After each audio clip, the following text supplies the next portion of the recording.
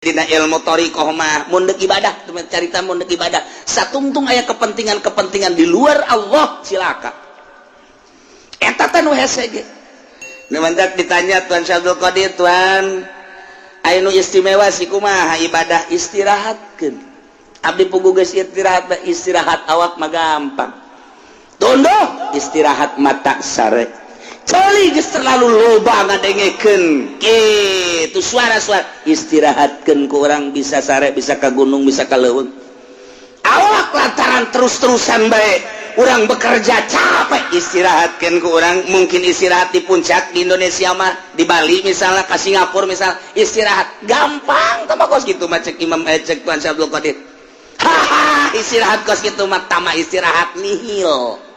Nu hese kumaha Tuan? Nu hese mah ngaistirahatkeun pikiran diistirahatkeun tina gejolak dunia. Nu tadina dunia bergejolak dina pikiran urang, tina sapeda hayang motor, tina motor hayang mobil ge hayang sababaraha macam istirahatkeun geura kos kitu teh buka tunda di dieu. Indah ge. Urang tatadina yang boga jabatan ti dieu hayang ka dieu mun karyawan teh mah karyawan biasa hayang personal hayang jadi kitu wakil direktur jadi direktur istirahatkeun geula simpen di dieu tah sagala rupa istirahatkeun urusan duniawi istirahatkeun tah ka Allah keun hiji kumaha carana Tuan carana gampang nuku urang diangan-angan nuku urang dipikir-pikir soal dunia eta teh fana rusak bakal ditinggalkeun urang bakal ninggalkeun dah ima nyana ninggalkeun urang ti heula wa ima urang ninggalkeun ti heula nu jelas mah kabeh ge rusak disebutna fana masa sih urang udag-udag nu rusak nu bakal ditinggalkeun maningat ge urang udag-udag anu bako pikiran urang kanu maha bako Allah subhanahu wa ta'ala awalun bilam tidak wa akhirun bilam tiasok lempengkeun geura ka Gusti Allah angan-angan piceun timpen di dina tah istirahat eta nu hese mah istirahat mata mah reup hees istirahat ceuli mah gampang malah istirahat mata mah bari ngaji ge loba toel kuda sia ngaji istirahat loba teh mah nu kos kitu mah istirahat mata istirahat ceuli istirahat awak gampang cek Tuan Syabdul Qadir nu hese istirahat angan-angan jeung pikiran lamun eta geus bisa diistirahatkeun ketika ayana naon aing keur istirahat di kos kitu ayalah tawaran jabatan teu aing keur istirahat aya tawaran awewe teu jore nanti aya ke harapannya eta tolol teu goblok istirahat setengah-setengah tahu istirahat kan Masya Allah kurang lamun geus bisa ngaistirahatkeun kos kitu ih mata hate ka Allah akhrij hubad dunya min qalbika fa inni la ajma'u hubbi wa hubad dunya fi qalbin wahid kaluarkeun geura hubud dunya dina hate lantaran cek Gusti Allah aing moal ngahijikeun hubud dunya jeung hubub ka aing di hiji hate kaluarkeun nu mantap diibaratkeun ieu teh awa iktea okos kitu naon ngaranna okos belantara teh urang leumpang ninggalkeun belantara sesrut geus katinggalin ta dunia hiji keur ngahareupan akhirat kuari urang aya di ranah akhirat ternyata ranah akhirat ge masih kena hijab kene tinggalkeun teu kanyueun akhirat geus ninggalkeun dunia ninggalkeun akhirat kuari urang kanu nyieun dunia jeung akhirat Allah mun geus kadinya indah jasa eueuh kabungahan kecuali bareng jeung Allah eueuh kasenangan kecuali bareng jeung Allah kieu bae sih kuari kieu ye urang lempang babarengan jeung nu boga pabrik egel waduh egle geus kuari bae egle geus urang babarengan jeung nu boga di pasir teh pabrik naon garang-garana Gajah Tunggal urang ka Jakarta ka Bandung bareng merasa bangga sebab naon ieu nu di sisi urang teh nu boga Gajah Tunggal deuk ka restoran mana tinggal am deuk ka hotel mana tinggal reup deuk hiburan nu mana tinggal daek sebab nyanalah nu sugih menanggulangi urang aya satu kebanggaan nu hayang bangga woi pohara jasa atau orang babarengan jeung nu boga lipo dunia san urang bae kabeh ngontrak aing doang pohara jasa eta keur carita dunia bae urang nu hobi jabatan gila jabatan bareng urang jeung bupati satu kebanggaan kiai nu babarengan jeung bupati teh ngarokona ge geus lain gitu wah eta jenama overdosis eta overload aduh kabeh kadeuleun ku batur aing kiai keur bareng jeung bupati bangga jasa naek nyana jeung menteri dua ngarokon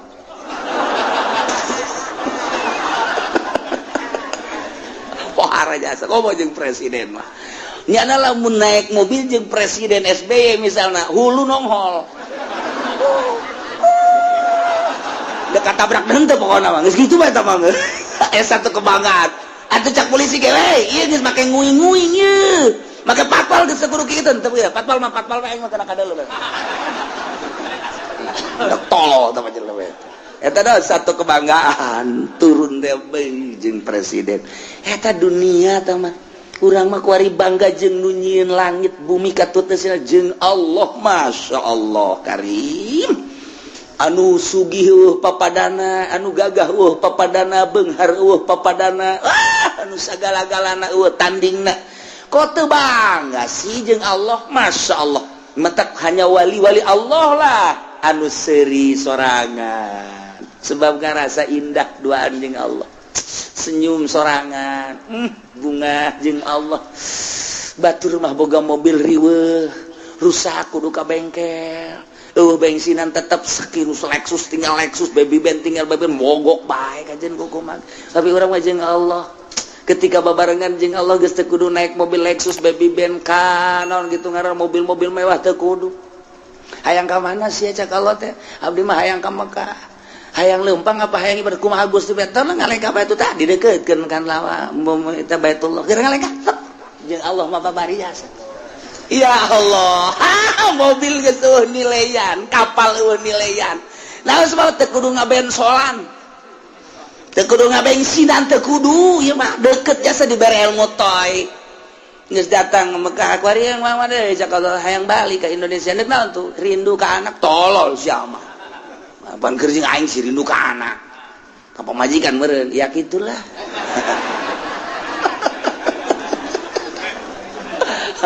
dek jalan mana tuh cek Allah teh seakan-akan gitu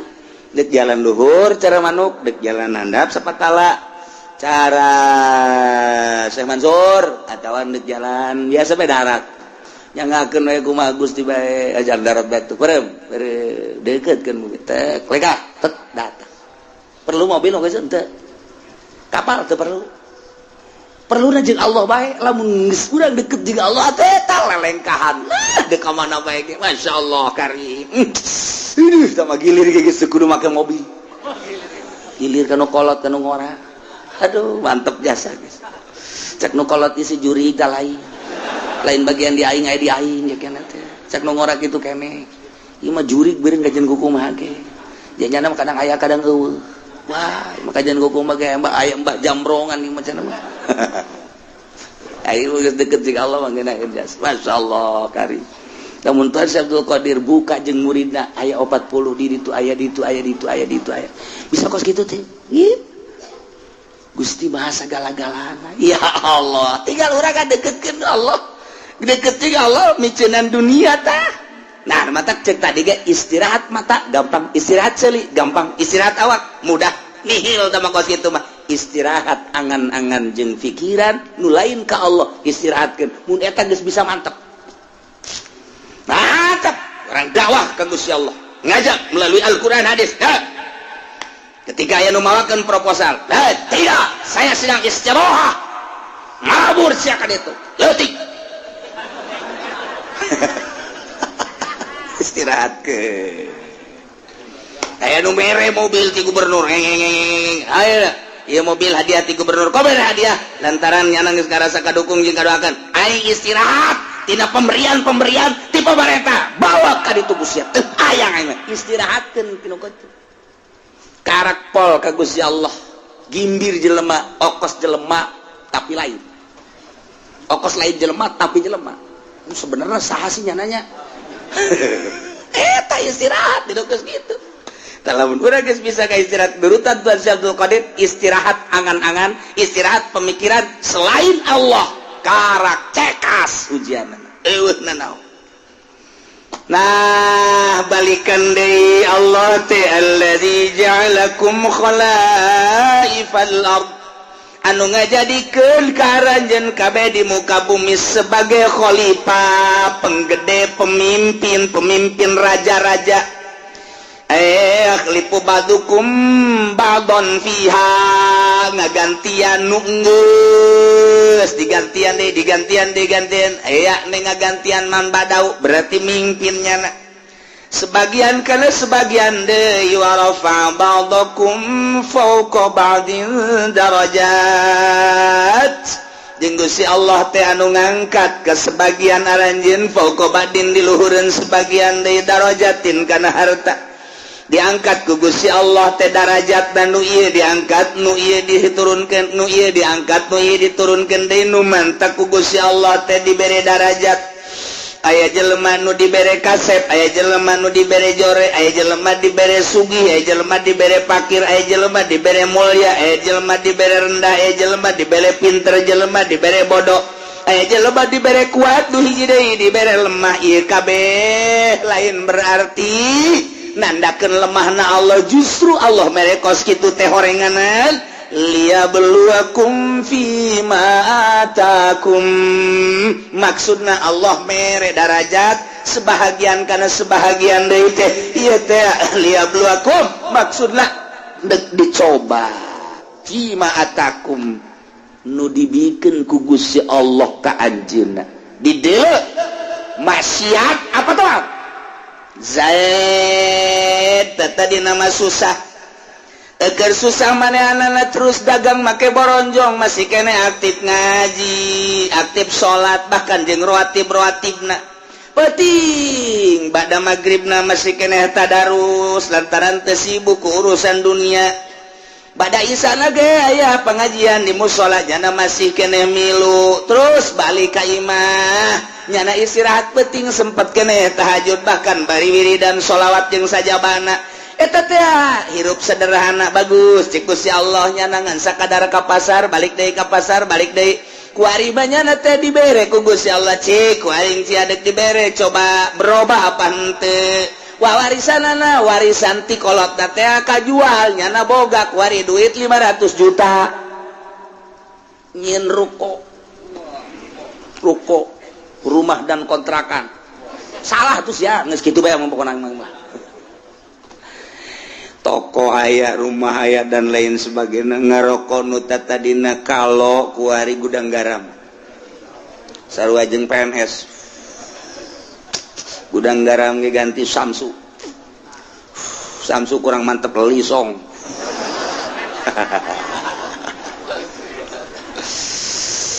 Kuari mah bajuna geus sing ciripit lain deui kamari malah di bawah sederhana beuh kuari mah geus mantap jasa. Bih, kuari mah mobil lagi Fortuner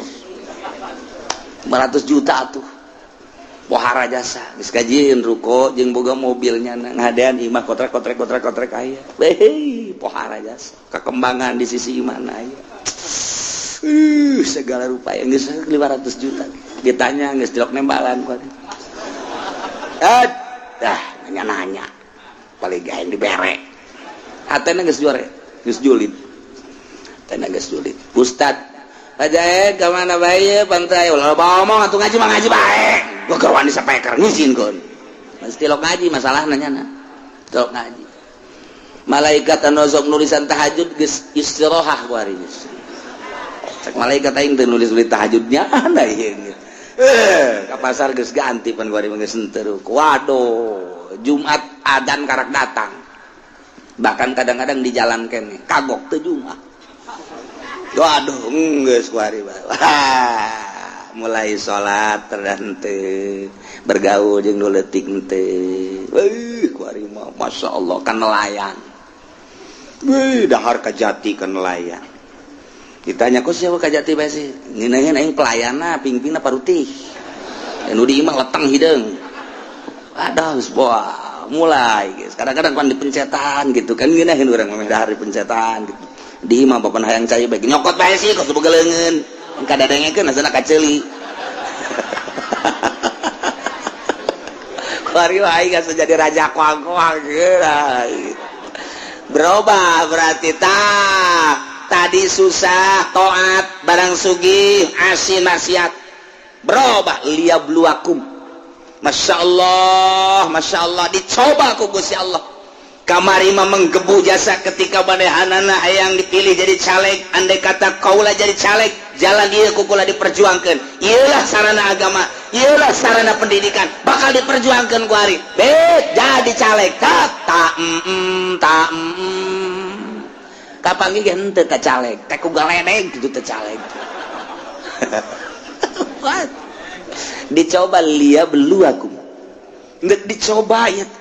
kamari mah kerja di santri kene Masya Allah nyata teh masyarakat luar biasa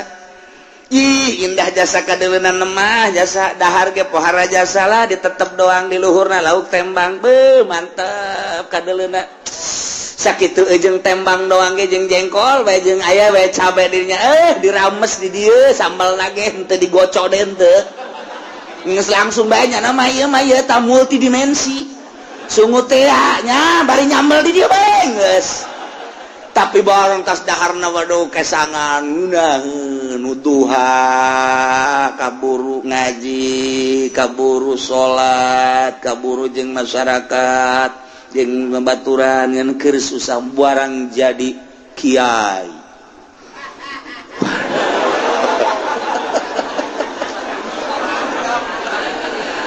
tewauh jeung nu leutik Masya Allah mun ngariung teu diberkatan marah aduh ieu jadi kiai mun dahar kudu loba bae deungeunna dan lain sebagainya wah cak Allah ditambahan predikat kiai kok jadi kos kieu jadi takabur endahan iring-iringan jeung camat jeung bupati teu puguh nu diperjuangkeunana iring-iringan nu kos karait oh liyabluwakum dicoba berbagai macam nu susah disugihkeun anu pinter anu bodoh dipinterkeun nu lain kiai dikiaikeun coba ta ieulah wa rafa'a ba'dakum fawqa ba'din darajat liyabluwakum fima atakum istiqomah henteu manehanana ketika istiqomah ngaji bae keur susah ngaji kesenang ngaji bae kemudian nyana teh keur pakir ngaji sore ngaji bae jeung jelema kitu-kitu bae istiqomah berarti ieu mantep ieu dicobana ku Gusti Allah toat-toat bae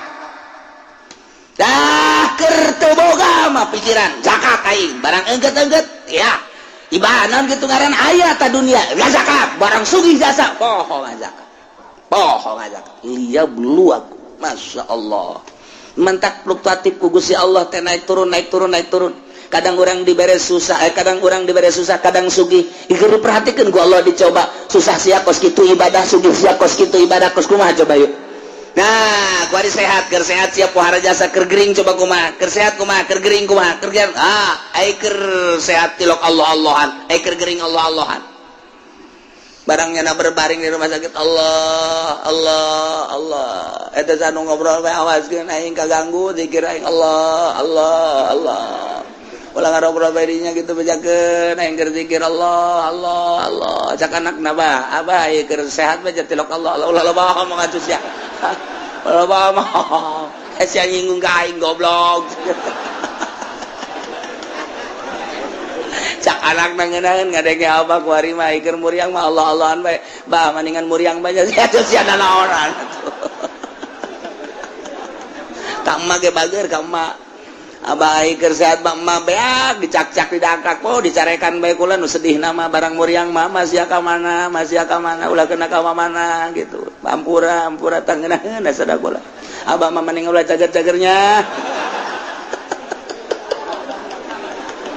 dicoba ku Gusti Allah barang dek sehat teh rada sehat deh ku ari masih ka mana tuh cak lagi mending ulah cager abah mah coba eta ya Allah liab lu aku Masya Allah. Nah, supaya stabil keur susah keur senang keur sehat keur gering keur sugih keur fakir keur jadi rakyat keur jadi pejabat tetap ka Allah. Masya Allah mantap biasa. Wa rafa'a ba'dakum fawqa ba'din darajat maksudnya liyabluwakum fi ma atakum. Awas inna rabbaka sari'ul iqab. Sanyanya pangeran anjeun kancang capat nyiksana bagi jelema nu berubah anu tadina ibadah jadi henteu atawa tadina teu ibadah leuwih radikal. Awas inna rabbaka sari'ul iqab gancang nyiksana cepat nyiksana kacepetanana lantaran diudang paeh siksa.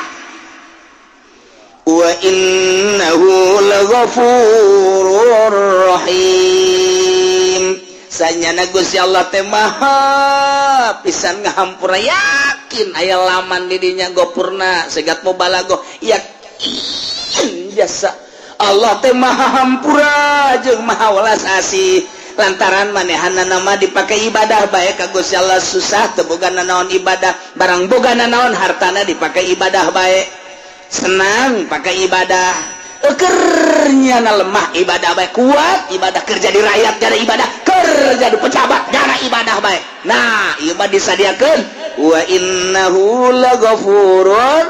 rahim. Jadi engke kadituna hasil cobaanana ku Gusti Allah anu taat bakal dibere ghafurur rahim surga anu maksiat bakal dibere sari'ul iqab. Hasil cobaan Allah bakal seperti itu tinggal urang kuari nu dicobana baheula keur susah kuari keur senang beda henteu aing ieu. Ketika aing baheula jadi rakyat kuari jadi pejabat beda henteu ieu aing ieu. Ketika baheula jadi santri kuari jadi kiai beda henteu aing ieu.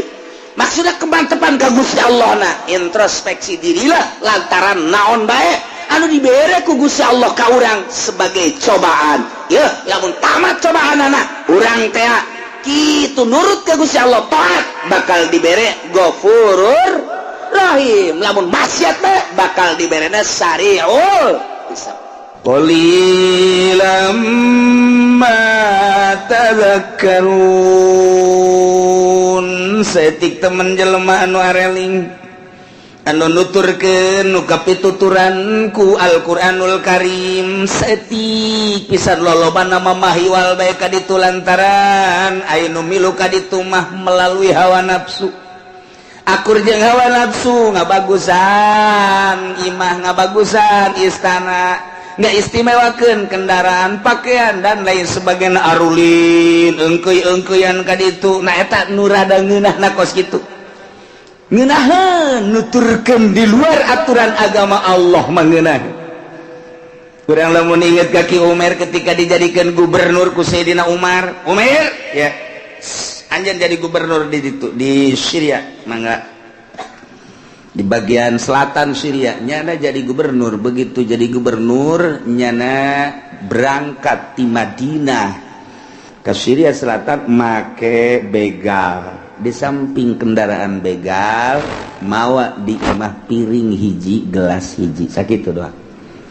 bajuna hiji putih lain koneng lain bajuna ieuna semu hideung udeng-udeng kor sorban mau dua nu parenti dibelitkeun ka dieu semu hideung nu di dieu sorban hejo etalah Ki Umar berangkatlah ka ditu. Setelah dicek menang kitu sababaraha poean sebulan dicek ku Sayyidina Umar langsung Sayyidina Umar ka ditu panggil Umar kitu dipanggil henteu ka istana mun cak urang mah henteu ka gubernuran di jalan Sayyidina Umarna teh ka dieu. Umar datang ka dinya ti jauh keneh geus ka ciri teh begalna eta keneh sorbanna eta keneh udeng-udengna eta keneh bajuna eta keneh bari dibawa kunyana piring jeung gelas datang Waalaikumsalam cek Sayyidina Umar geus teu kudu ngomong berarti ieu gubernur fid dunya wal akhirah geus jahoeun Sayyidina Umar berarti nur robah timimiti kendaraan pakaian datang ka beusi ditanyakeun beureung piring jeung gelas dibawa eta keneh di ditu bahkan dititahan Kudi itu masyarakat ganti atau mundahar ulah piring eta tetap henteu nya. Di dunia mah gampang cek Umer, engke pertanggungjawaban di hareupeun Allah kula kumaha. Besi gula gara-gara jadi gubernur robah piring, robah gelas, robah baju, robah. Nah kula daripada engke di akhirat dipenta pertanggungjawaban ku Allah, maning di dunia masyarakat ulama urusan rakyat baik. Hiji, nomor kedua isin amat mun di akhirat Abu Bakar di surga itu, Umar di surga itu, Utsman di surga itu, dan sahabat nu lain di surga itu. Kula engke di surga pangboncitna tayang kula mah. Masya Allah. Eta otak datang kadinya percis kos DPR di urang. Percis. Teu bisa ketika can komo DPR Golkar mah ngaluwihan mah. Baigona ngaluwihan. Lu boga pikiran aing kudu nyusul si itu. Manya Sina Abu Bakar di ditu aing kudu lain di ditu. Akur kapan hirupna berjuang na akur. Manya Sina Umar di surga itu aing kudu beda. Manya aing isin amat ke di akhirat dibedakeun di akhirat teh ku Kangjeng Nabi. Oh, tah hayang aing mah. Tah batur babaroga pikiran kos kitu. Urang mah manya Soeharto di daraka itu aing kudu beda, kudu akur. Kudu akur. Diulah ngomong gitu Kiai mah keur contoh. Wallahu alam nya ge bateng di hampura jeung mudah-mudahan di hampura. Nya ieu mah asa berat bae loba jasa pan urusan anak. Ya sanajan di hampura tetep ngojai lah. Ya, diiringkeun ku DPR kabeh. Hidup lain hidup paeh-paeh sama paeh. Teu boga ta pikiran sugan bupati, masa sih nu baheula ka sorga aing kudu henteu? Masa sih? Teu. Ulah bupati cenah kiai na henteu. Sugan kiai boga pikiran namun kiai anu wali kudu di sorga anu manya aing kudu dihandap. Tetep susul ku aing kajen kumaha ge. Eueuh nu boga pikiran gitu. Eueuh tetep bae. Kiaina ambalaya, ustad geus leuwih ambalaya, DPR geus tah. Umer mah kos kitu tah. Ya Allah ya Rabbi, wadak dijadikan gubernur saumur hirup ku Sayyidina Umar. Maneh jadi gubernur di dia saumur hirup geus moal cangcaya kajen kumaha ge. Eta teh malah nyana nembung pan. Cukup kula mah sababaraha bulan bae ngurusan rakyat. Aju ka dituna da kumaha? Kula mah deuk neangan gunung cek Umar teh, neangan leuweung hayang ngamantepkeun diri sorangan ka Gusti Allah. Carekan Gusti Umar. Ulah rakyat geus anu ngurus cek pena lamun maneh kos karitu ge sarut tetep kula menta pamit geus urusan kemasyarakatan pilih nu sejen kula hayang ngamantepkeun diri ka Gusti Allah. Ya Allah kunaon ieu cek sidong beusi tinggalin ku sahabat nu sejen di akhirat isin amat ieu di dieu kula di dieu tambung kitu kula mah tetep hayang sajajar bae dieu hayang sajajar. Tadi geus kagambar geus sabeureun kunyana aing mun ngurusan rakyat ka sorga mah ka sorga ngan dihandap mung aing mah. Tuh. DPR urang mah penuh boga pikiran gitu. Oh, atuh pokona mah Cipanas booking hotel. Pangalengan booking hotel. Bali booking hotel. Di luar pengetahuan Singapura. Neuleuh singo ka ditu. Neuleuh singa, pan loba singa di Singapura maka ditu. Balik di Singapura hulunya ada kos singa. Singapura. Taye wala tattabi'u min duni auliya. Cek Gusti Allah bejakeun Muhammad. Ketika masyarakat ternurut kana aturan-aturan Al-Qur'anul Karim, kuari deuleu umat nu baheula. Ketika Nabi na instruksi kemudian masyarakat teluturkeun ka Nabi na deuleu umat Kangjeng Nabi Lut dibalikeun deuleu umat Kangjeng Nabi Nuh alaihi salam ketika tadurut ka Kangjeng Nabi Nuh dikeram deuleu umat-umat nu baheula Kangjeng Nabi Yunus ketika Kangjeng Nabi Yunus diusir ku masyarakat Ninawa di Irak manehana teu sabar berangkat jana ke Yordania. Ieu di Ninawa disiksa ku Gusti Allah. Berbagai umat nabi nu baheula nu teu nurut kana wahyu disiksa bejakeun Muhammad. Wa kam min qaryatin ahlaknaha loba pisan kampung-kampung daerah-daerah negara-negara lakna anuku kaula dihancurkan umat-umatna ahli-ahli Korea anu dihancurkan nu dibalikeun nu dikirim nu dikiriman bangkong nu dikiriman rembetuk nu dikiriman simet nu dikiriman berbagai-bagai siksa anu datang nafajah basuna bayatan kadang-kadang mah didatangkeunana siksa teh tengah peuting keur mejehna hararees auna auko auhum ko ilun atawa beurang keur mejehna istirahat wayah kaya lulah tengah poe model ahli ibadah mapan setengah 12 teh eta teh waktu kaya lulah di jam setengah 12 datang ke jam 12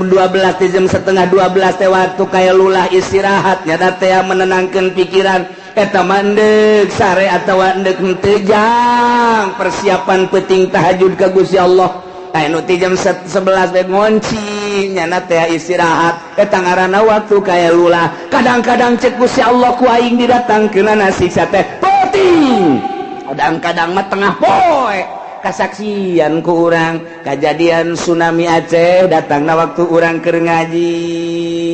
isuk-isuk kejadian deui tsunami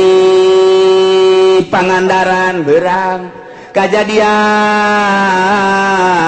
gempa bumi Yogyakarta berang tak penting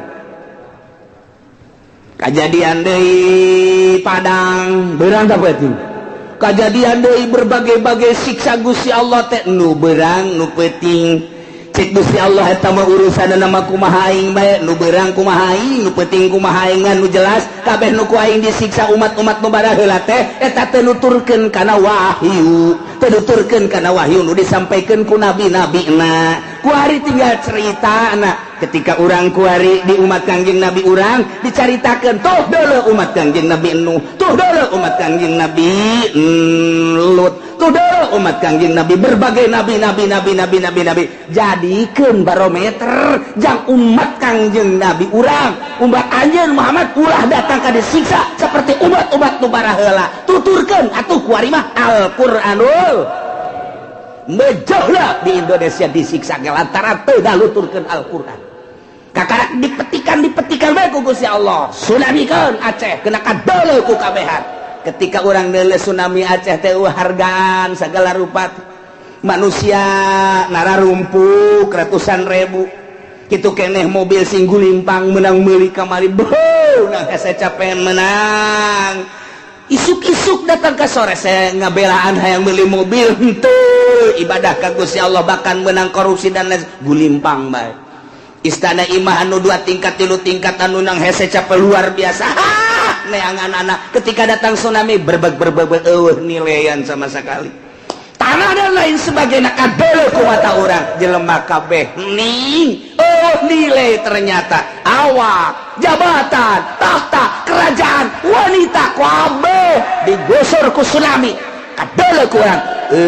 nilaian nu bakal dibawa tanggung jawabnya di harapan Allah hanya sapoe 2 poe jelema merenung tentang nilaian horenganan dunia jeung makhluk kadieuna breg kembali deui balah leuwih acak-acakan lantaran di Aceh teh di dunia aya ganja anu terbesar di Indonesia adalah penghasil ganja Aceh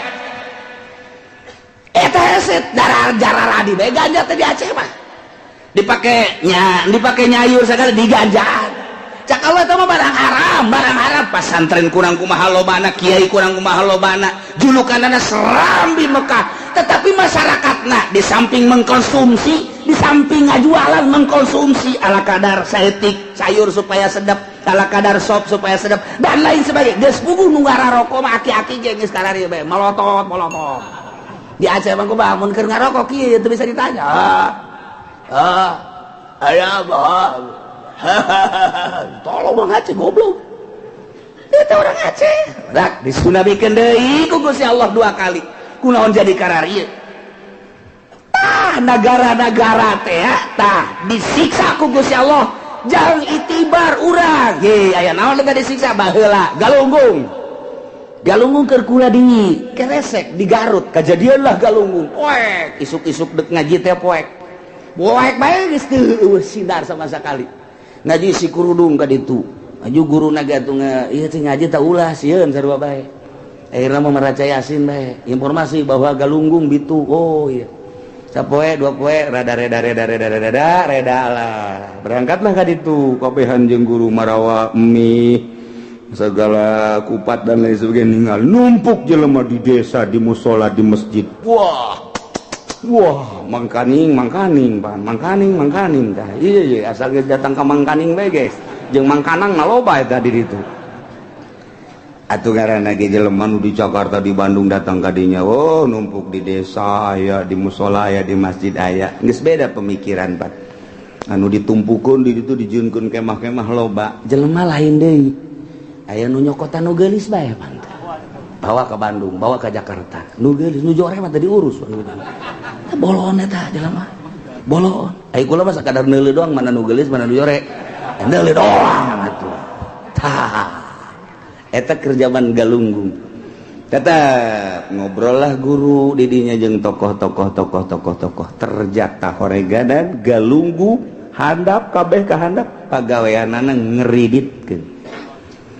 bang keliling teh lupang heulana di ditu meneh dek jaritakeun teh guru teh nyelidikeun aya naon sih di Tasikmalaya datang ka pohara amat disiksa ku Gusti Allah kabeh santri kadar itu nyana mah ngobrol tah jeung tokoh jeung kiai jeung ngarobrol horenganan anu bang keliling Jakarta urang Galunggung di Bandung urang Galunggung ngeriditkeun Bandung eta urang Galunggung ujung-ujungnya barang sababaraha tokoh ngobrol ti isuk datang ke sore pantes cak guru teh disiksa ge atuh di dinya horenganan teu nuturkeun Al-Qur'anul Karim kos kitulah bahkan kabelah dia lah nyerempet nu jualan di hotel Jakarta teh nu jualan apem urang Galunggung apem atah nu jualan di Saritem urang Galunggung nu jualan di Cipanas urang Galunggung make jilbab rapih jasa jilbabna rapih jasa rapi jilbabna rapih boho Masya Allah horenganan jilbab teh dibujal ka luhur dibujal ka handap tidak pakai jilbab pantes cek guru disiksa ge horenganan sababaraha permaksiatan anu vital aya di dinya ujung-ujungna pantes disiksa ge geus nyaho mah urang keur nyaho mah Aceh teh kok disiksa dahsyat amat begitu nyaho pantas horegana dunia ieu dunia penyuplai paling tinggi ganja Aceh masuklah Jakarta kok aman sih tenang rahasia teman kok kiai teh kebarang harang kok bisa aman tenang aing pernah jadi polisi pun kalam kamu nukos itu ulah nih kakarak ganja ting Aceh ke Jakarta ke Bandung ke Surabaya opium terkenal dunia di Afghanistan terbesar sadunia luar biasa asup ke Jakarta di kumaha asup emang negara urang mau polisian hehe panaing pernah jadi kapolda baheula he apa sia teh nyaho kitu he tah panaing urang Banten ge weh sia mah emang kumaha sih pe lalakonna ulah ngomong nana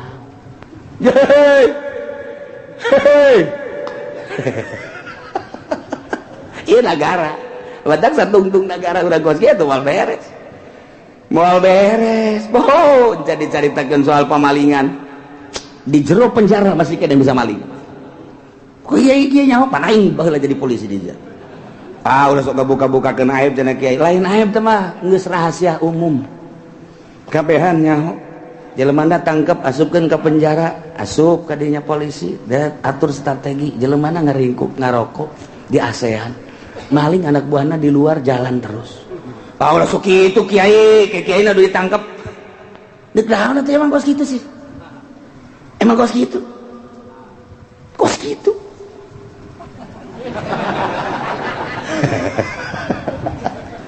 geus bae mah keur carita doang nah badak ieu mah keur carita teu nuturkeun Al-Qur'anul Karim di ulah tenang-tenang itu Aceh di ditu gitu Pangandaran disunamikeun kemudian di Jogja kuari korban Jogja ge anu eueuh sukuan anu eueuh ceulian nu mataan anu dingle dan lain sebagainya kok teu dijadikeun itibar sih Sukabumi anu henteu bisa diangkat di Sukabenci sabaraha urang gitu keneh anu di Padang nu terus bae datang ka kuari di hese atuh nyokotna di kumaha sabaraha puluh jelema ratus jelema siksa Allah akibatna teu make kana aturan Allah subhanahu diancam ku Gusti Allah tak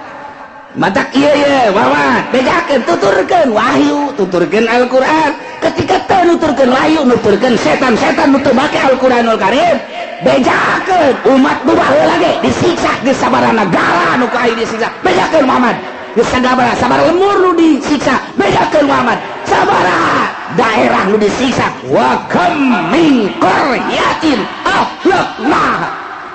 ambalaya negara lembur kota daerah kampung disiksa ku Gusti Allah akibatna teu nuturkeun kana wahyu Allah subhanahu wa ta'ala ulah kaget ke lamun dicitra dibalikeun cara Kangjeng Nabi Nuh nama jalan Kangjeng Nabi Lut liwat kadinya waduh tukang jagung antingna gede weh nu mabok digotong ti citra dibawa ke pasar Kemis awewe mangkaning diiringkeun ku opatan eta saha mabok di mana mabok di Citra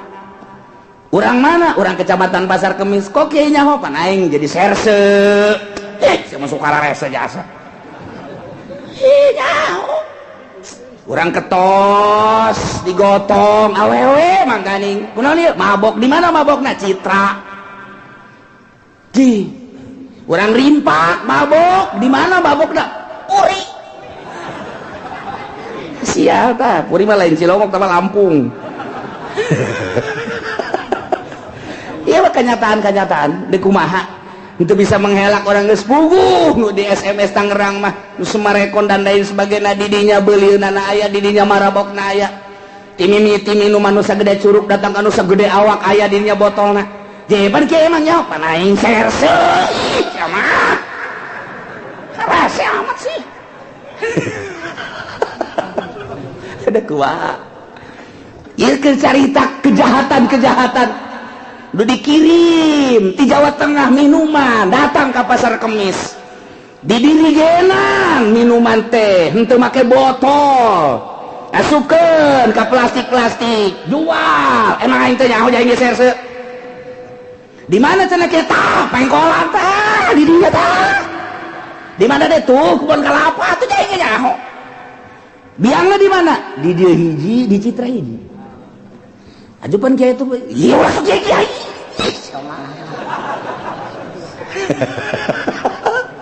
ikir tuh pakai Al-Qur'anul Karim aja polisi jangan atuh aing bae ge lain polisi jangan tuh ngomongnya anak mana tuh diantepkan ulah lo bae rese jasa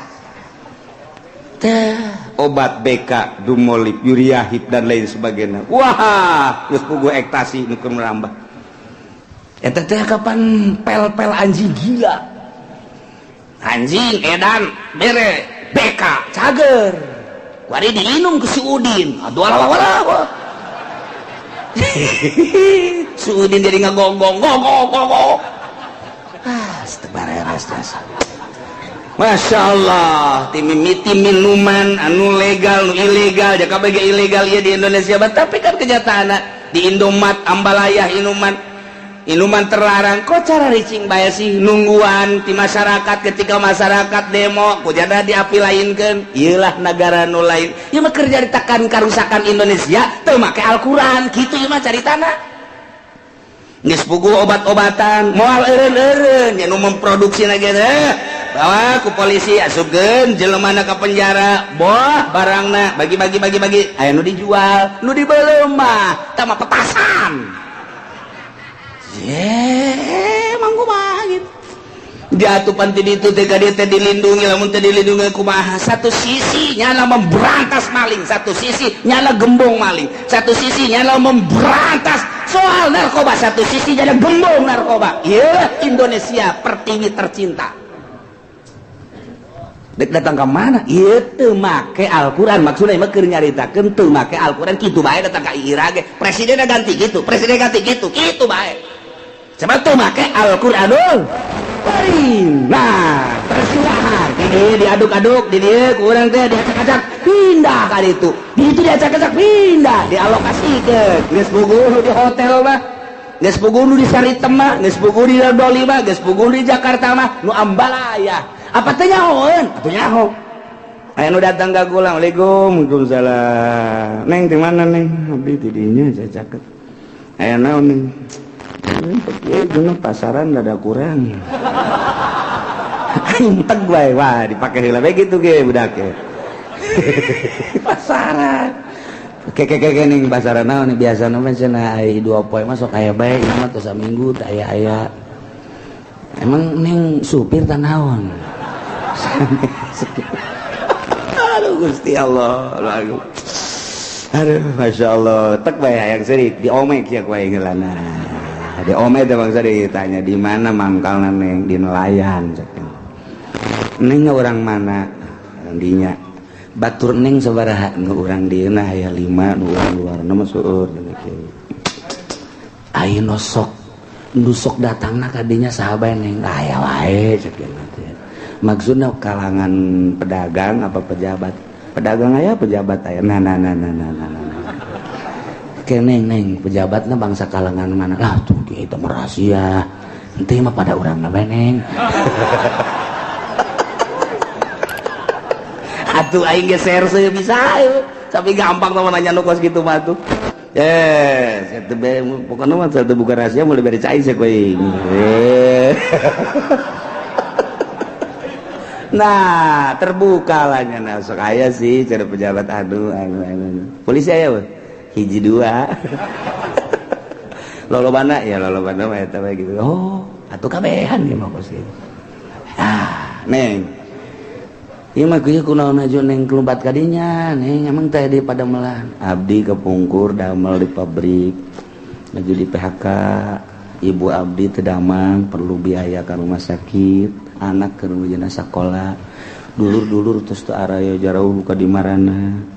ieu kan tuntutan nya ka rumah sakit nya anak nya dahar sehari-hari geus kudu kumaha eueuh deui dagang di pabrik geus kitu teh kandas iwal ti abdi boga apem hiji-hijina kan aja mantep ya mah ye tah eta kudu kumaha tah tekan lainnya na bae meureun babaturannya dan lain sebagainya loba jasa ieulah Indonesia orang mun nyaritakeun kos kitu muringkak bulu tas muringkak bulu yang muringkak nu eta saya urang kita dibejakeun mat cak Allah bejakeun ka ahli Mekah ka kufar sebagai indar bejakeun ka mukminin sebagai zikro lil mukminin litundiro indar bagi kafirin jangan kafirin supaya nya ngerayad hatena jang mukminin supaya nyana kitu eling bejakeun wa kam min qaryatin ahlaknaha ambalayah lain hiji lain dua kam nage kam khobariyah bimana taksir jasa hitungan zaman Kangjeng Nabi Isa naik zaman Kangjeng Nabi Musa Kangjeng Nabi Harun naik dari zaman Kangjeng Nabi Ibrahim naik dari Kangjeng Nabi Musa naik dari berbagai Nabi Lut urang di teangan hampir Nabi kabeh umatna disiksa sebab Nabi nu baraheula mah kontan dorot aman tanurut siksa nu baheula makan gitu atuh Kangjeng Nabi Adam bae ge anakna Qabil jeung Habil geus langsung disiksa harita keneh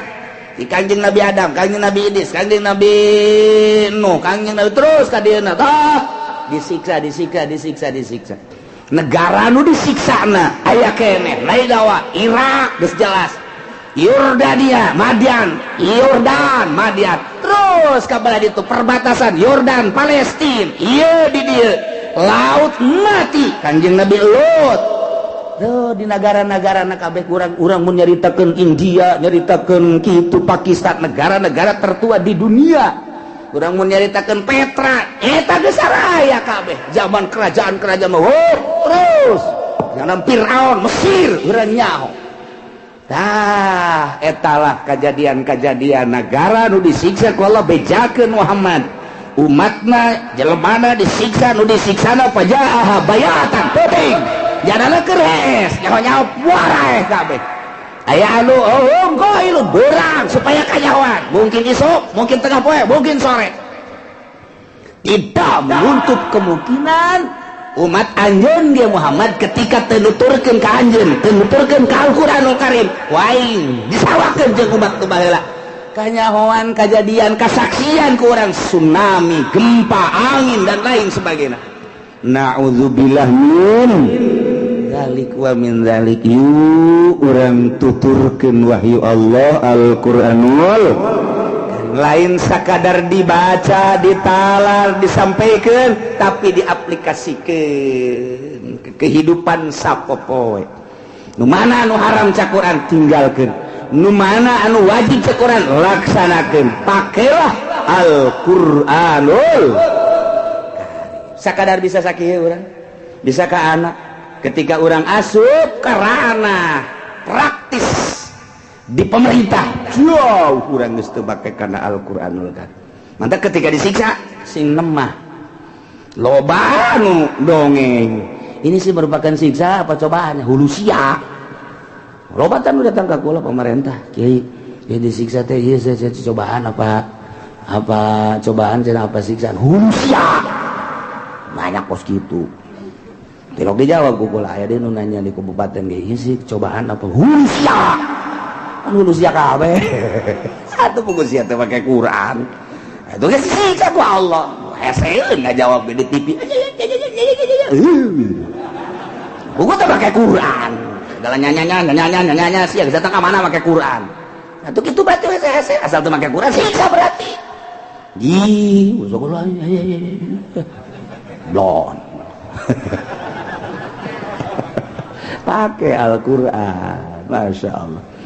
tapi di tengah-tengah kejadian modal kitu urang ditembongkeun ku Gusti Allah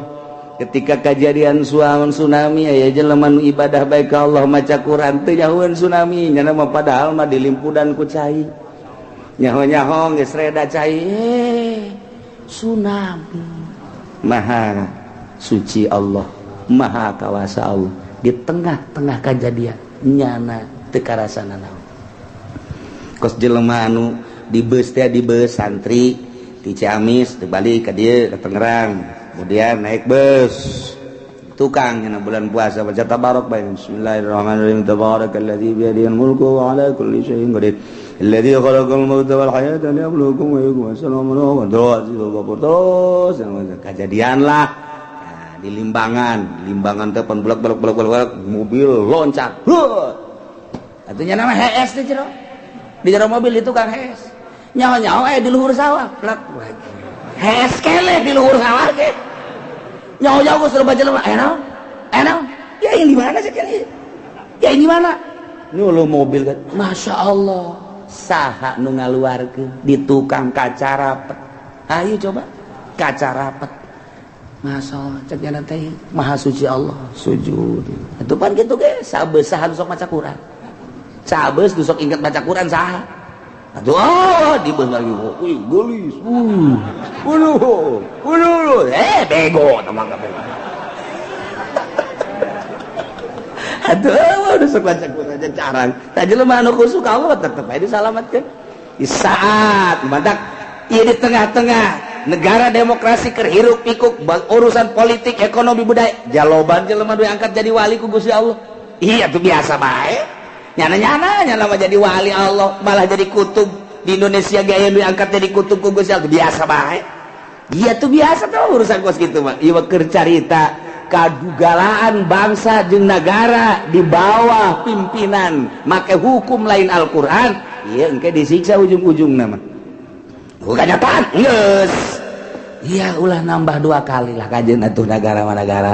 urang manu rapi bae supaya aya dina dongeng teh dina dongeng majalis aya jelema aya malaikat diinstruksikeun ku Gusti Allah aya malaikat nun Gusti siksa lemurana angga Gusti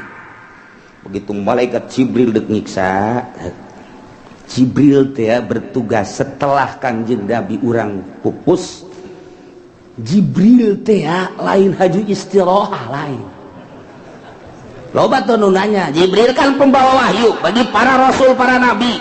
setelah kanjeng Nabi urang kan kanjeng Nabi terakhir ya kayak Jibril naon gawena kuari apa istirahat gana ayun-ayunan emang pejabat gitu istirahat beneran atau ente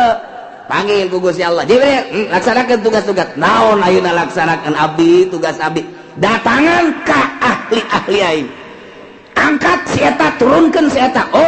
mere ilham karomah terhadap para wali-wali Allah mere maunah terhadap para ulama-ulama solihin mere nyiunah iya kaki Golkar mah nah jadi tugasnya terus kayak bahkan aya nu ditembongkeun langsung malaikat Jibril ditembongkeun sosok manusia ngan teu meunang ngomong bahwanya Jibril jadi datang ke orang biasa kos ka Kangjeng Nabi biasa gitu sosok manusia ngan lamun dilenget-lenget pasti berbeda jauh ngan nyanana teu meunang nyebutkeun Jibril kasalian Nabi mah geus bae jadi berarti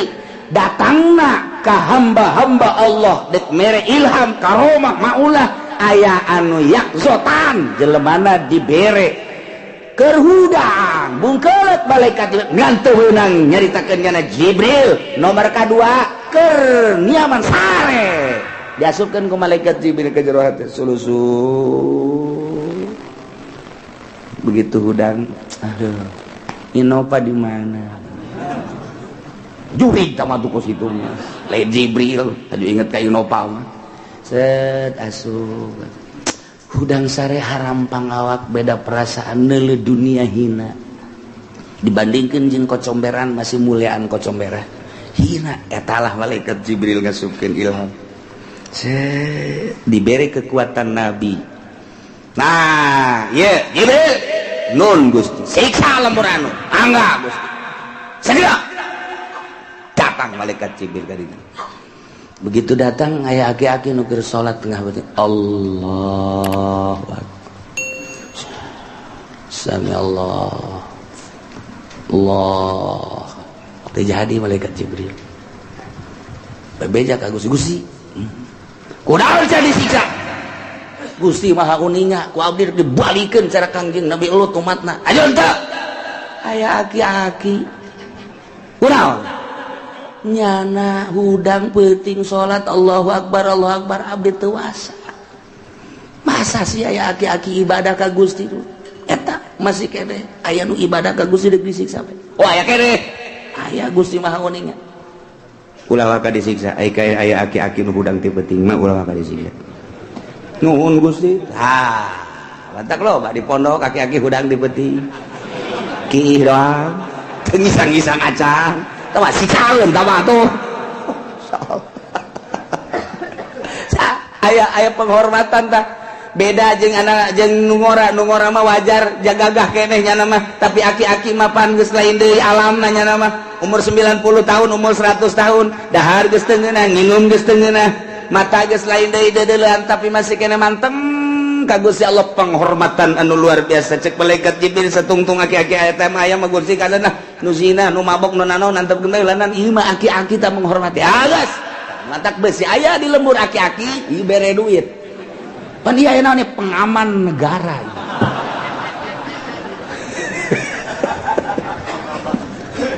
Masya Allah karim pohara eta keur carita unggulna seorang aki-aki bisa jadi nahanan siksa Masya Allah alhamdulillahirabbil tinggal urang bae ke di imah urang bapak kolot aing aki-aki coba kemana arahna ieu apa nu dihormat ku malaikat Jibril apa nu digantung ku aing ya aki-aki asana gantungkeun aing bae